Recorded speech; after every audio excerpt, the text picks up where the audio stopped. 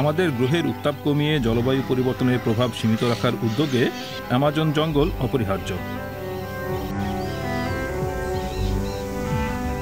Amazon সেই সঙ্গে প্রচুর পরিমাণ অক্সিজেন সৃষ্টি করছে এবং কার্বন ডাই অক্সাইড ধারণ করছে।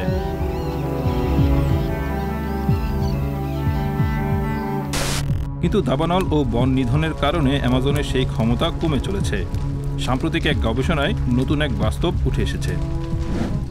আমার মতে গোটা অ্যামাজন এলাকা গ্রিনহাউস গ্যাসের উৎস হয়ে উঠেছে। লুচিয়ানা গাটি জাতীয় মহাকাশ গবেষণা ইনস্টিটিউটের গবেষক ও রিপোর্টের প্রধান লেখক।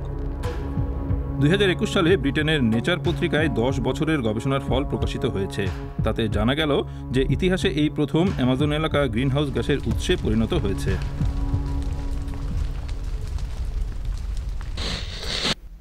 আমাদের পদ্ধতি সম্পর্কে আমার মনে সন্দেহ জাগতে শুরু করেছে।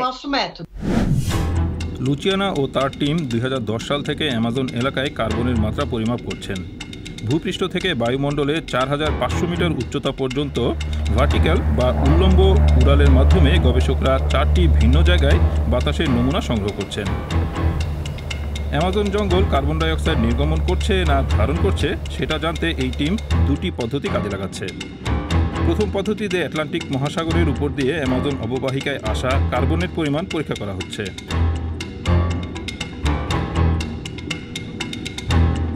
বার্বাডোস, আসেনসিয়ন দ্বীপ ও কেপটাউনে অবস্থিত আন্তর্জাতিক পরিমাপ কেন্দ্রের দৌলতে এই টিম বাতাসে বস্তুকণার পরিমাণ নিখুঁতভাবে পরিমাপ করতে পারে। সেই অঙ্কের সঙ্গে নিজস্ব পরিমাপের ফল তুলনা করা হয়। সংখ্যাটা বেশি হলে বোঝা যায় যে অ্যামাজন ধারণের বদলে বেশি কার্বন নির্গমন করছে, কম হলে এর বিপরীতটাই নির্ধারণ করা হয়। শুনতে সহজ মনে হলেও বিষয়টি কিন্তু বেশ জটিল। একাধিক সম্ভাবনা সেই ফলের উপর প্রভাব রাখতে পারে, যেমন ঠিক কতদিন ধরে সেই বাতাস আকাশে ভাসছিল অথবা সেই বাতাসের ঘনত্ব গুরুত্বপূর্ণ বিষয়। কিন্তু সেই ফল এতই বিস্ময়কর ছিল যে গবেষকরা ভেবেছিলেন যে তাদের মডেল বা পদ্ধতি সম্ভবত ভুল ছিল। সবার আগে নিজের নিশ্চিত হওয়া দরকার ছিল। তখন ইয়ারলি ভার্টিক্যাল প্রোফাইল নামের এক টুল তৈরি করলাম।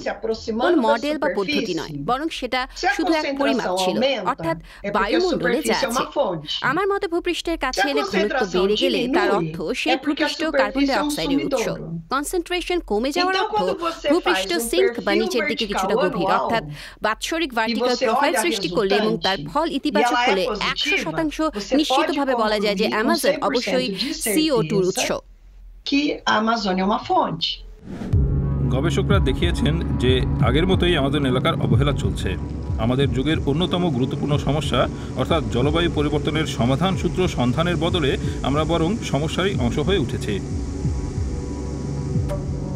বন নিধন ও দাবানল অ্যামাজনের উপর সুদূর প্রসারী প্রভাব ফেলছে। সেই সব প্রক্রিয়ায় কার্বন নির্গমনের উৎস।